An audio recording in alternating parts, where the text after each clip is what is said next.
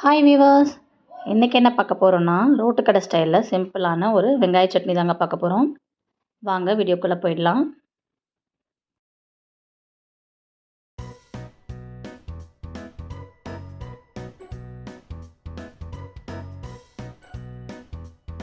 இப்போ வாங்க நம்ம தேவையான பொருள்லாம் பார்த்துடலாம். எல்லாமே சிம்பிளான பொருள் தாங்க. ஒரு 4-5 பல் பூண்டு, காஞ்ச மிளகாய், கருவேப்பிலை, வெங்காயம், கொஞ்சம் பொட்டுக்கடலை, புளியும் கொஞ்சம் கொத்தமல்லியும், அவ்வளோதாங்க.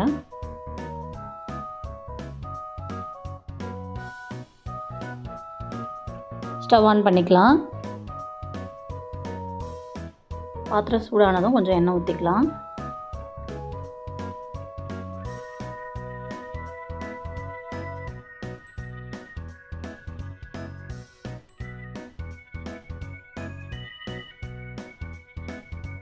இப்போ எண்ணெய் நல்லா சூடாயிடுச்சுங்க. கொஞ்சமாக உளுத்தம்பருப்பு மட்டும் போட்டுக்கலாம் தாளிக்கிறதுக்கு. இப்போ நம்ம எடுத்து வச்சுருக்க பொருள்லாம் ஒன்று ஒன்றா சேர்க்கலாம். நம்ம போட்ட உளுந்து கொஞ்சம் செவக்க ஆரம்பிச்சிருச்சு. இந்த டைமில் நம்ம ஆட் பண்ணிக்கலாம். லைட்டாக ஒரு மிக்ஸ் பண்ணிவிட்டு முதல்ல வரமிளகாய் ஆட் பண்ணிக்கலாம். அப்புறம் கருவேப்பிலை. எண்ணெய் நல்லா சூடாயிடுச்சுங்க. வெங்காயமும் போட்டுற வேண்டியது தான்.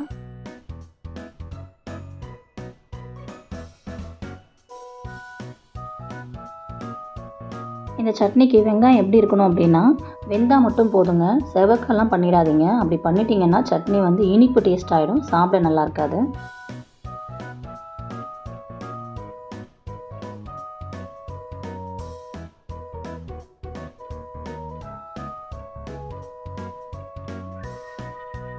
நல்லா வதங்கட்டும், வெயிட் பண்ணலாம்.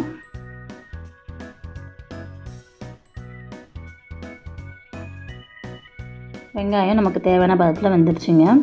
இப்போது கொஞ்சம் புளி ஆட் பண்ணிக்கலாம். சின்னதாக ஒரு கோலி அளவு புளி எடுத்து வச்சுருக்கேங்க.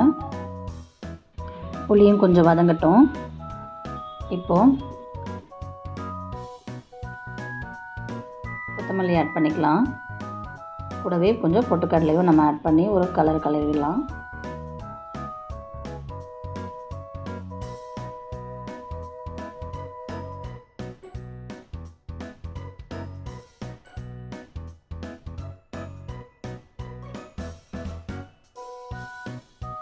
பொட்டுக்கடலையும் கொத்தமல்லியும் ரொம்ப வதங்கணும்லாம் அவசியம் இல்லைங்க.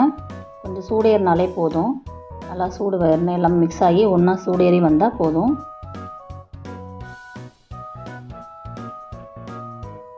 ரோட்டுக்கடையிலலாம் இப்படி தாங்க பண்ணுவாங்க. அவங்க குயிக்காகவும் பண்ணுவாங்க, சிம்பிளாகவும் பண்ணிவிடுவாங்க, டேஸ்ட்டாகவும் இருக்கும். இப்போ எல்லாமே நல்லா சுருண்டு வதங்கிடுச்சுங்க. ஸ்டவ் ஆஃப் பண்ணிக்கலாம். நல்லா ஆறுனதுக்கப்புறம் மிக்ஸி ஜாருக்கு மாற்றிக்கலாங்க. இப்போ போய் அரைச்சிட்டு வந்துடலாம். உப்பு சேர்த்துக்கலாம் தேவையான அளவு.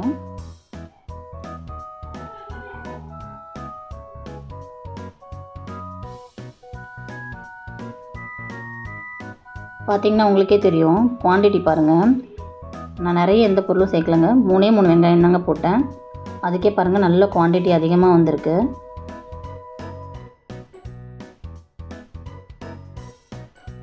இதுதாங்க ரோடு கடையோட ட்ரிக்ஸு. கொஞ்சம் அந்த மிக்ஸி ஜாரில் தண்ணி ஊற்றி அலசி காட்டுறேன் பாருங்கள். இன்னும் அவ்வளோக்கு நல்லா திக்காகவும் வந்துருக்கு பாருங்கள், பொட்டுக்கடலை ஆட் பண்ணதுனால. பார்த்தீங்களா, நல்லா திக்காகவும் இருக்குது, கலர்ஃபுல்லாகவும் வந்திருக்கு.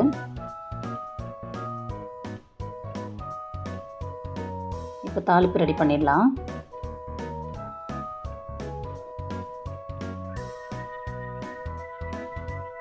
பாத்திரம் கொஞ்சம் சூடாகட்டும். எண்ணெய் ஆட் பண்ணிக்கலாம். கடுகு, அப்புறம் நம்ம பாதி எடுத்து வச்சுருந்த கருவேப்பிலையும் வரமிளகாவையும் ஆட் பண்ணிக்கலாம். அவ்வளோதாங்க, சிம்பிளான ஐட்டம் தான். ஒன்ஸ் நீங்கள் ட்ரை பண்ணி பார்த்துட்டு எப்படின்னு சொல்லுங்கள் ஃப்ரெண்ட்ஸ். தேங்க்யூ.